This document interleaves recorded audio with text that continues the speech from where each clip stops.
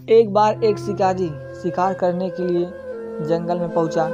उसने अपने तीर पर बहुत ही खतरनाक जहर लगाया और शिकार को निशाना बना करके उसने तीर को छोड़ा, लेकिन उसका तीर चूक गया और तीर एक पेड़ पर जा लगा। वह पेड़ बहुत ही हरा भरा और बहुत सारे तोते उस पेड़ पर रहते थे। जैसे ही वह जहरीला तीर उस पेड़ पर जाकर लगा, वह पेड़ धीरे धीरे सूखने लगा और उस पेड़ पर जो भी तोते रहते थे वह एक एक करके उस पेड़ को छोड़कर जाने लगे।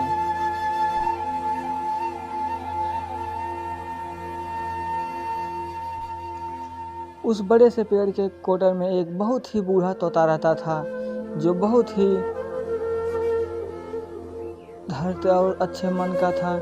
सभी तोते उस पेड़ को छोड़कर जाने लगे थे, लेकिन वह बूढ़ा तोता जाता था, दाना लेकर के आता और उसी कोटर में आ कर के बैठ जाता था, परंतु उस पेड़ को छोड़ने के तैयार नहीं था। बूढ़े तोते के साथियों ने कई बार आकर के उसे समझाया कि यह पेड़ सूख रहा है और कोई किसी दिन गिर भी जाएगा, चलो किसी और पेड़ पर चलकर रहा जाए, परंतु वह बूढ़ा तोता वहां से जाने को तैयार नहीं हो रहा था।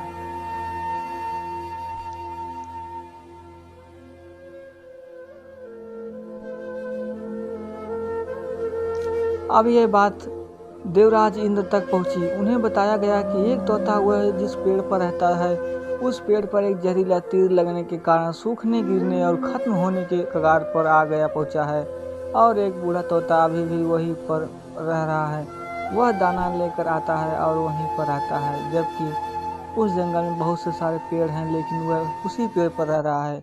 देवराज इंद्र प्रकट हुए और उस बूढ़े तोते से कहने लगे कि आप बहुत धर्मात्मा हैं, बहुत ही अच्छे मन के हैं, लेकिन आप इस पेड़ को छोड़कर किसी और पेड़ पर चले जाइए, क्योंकि यह पेड़ कुछ ही दिन में गिर जाएगा। बहुत बड़े बड़े हरे भरे पेड़ हैं, बड़े बड़े कोटर उन पेड़ों पर फल भी लगे हुए हैं, उन्हें वहीं पर तोड़कर खा सकते हैं, परंतु यहाँ से चले जाएं। तोता बोला, माफ कीजिए, इस पेड़ ने मुझे जीवन दिया है, शिकारियों से मेरी रक्षा की है, हर मौसम में मेरे साथ रहा है, एक कोटर मेरा घर है, यहाँ मैं पला बड़ा हूँ, इस पेड़ को मैं छोड़कर कैसे जा सकता हूँ? इस संकट पर आया है तो क्या मैं इसे छोड़कर चला जाऊँ? मैं ऐसा कभी नहीं कर सकता। देवराज इंद्र से तोते के इस बात से बहुत ही प्रसन्न हुए। उन्होंने तोते से कहा, मैं आपके इस बात से बहुत ही खुश हूँ, मांगो जो आपको मांगना हो। उस बूढ़े तोते ने कहा, मुझे बस इतना मांगना है कि जिस पेड़ ने मुझे जन्म दिया, जहाँ मैं रहा पला बड़ा, जिसे आप मेरा जन्मभूमि कह सकते हैं, आप इसे फिर से वैसा ही हरा भरा कर दो जैसा यह था।